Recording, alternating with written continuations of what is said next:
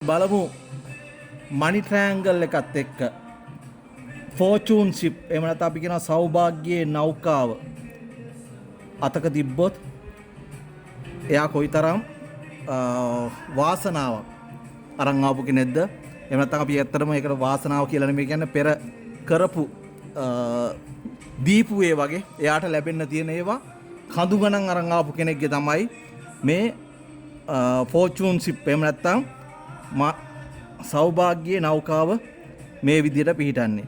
ගොඩක් අයගේ අතේ මේක තිබ්බත් මේක කැඩිලා තියෙනවා නම් තැන් තැන් වලින් බිඳලා තියෙනවා නම් සාර්ථකව නැත්තම් ඔහුට ගැටලු තියෙනවා ඒ ලැබීම් සම්බන්ධව.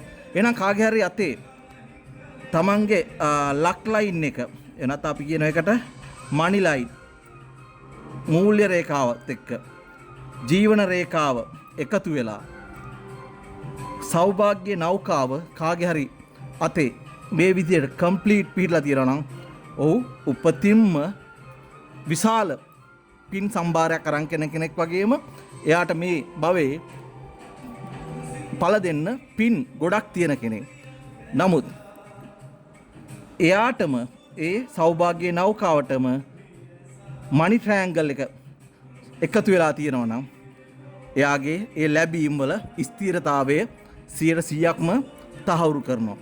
හැබැයි මේ මණ්ඩලේ පිහිටලා තිබ්බොත් හිස අනිත් පැත්තට පිහිටන මත්ස්‍ය සලකුණු මේ ලැබීම් වල අඩුපාඩු තියෙන්න පුළුවන්. අන්න ඒ වෙලාවට අපි මේ විපාක දෙන කර්ම තියෙනවා නම් ඒවට පිළියම් යොදා ගන්න ඕනේ.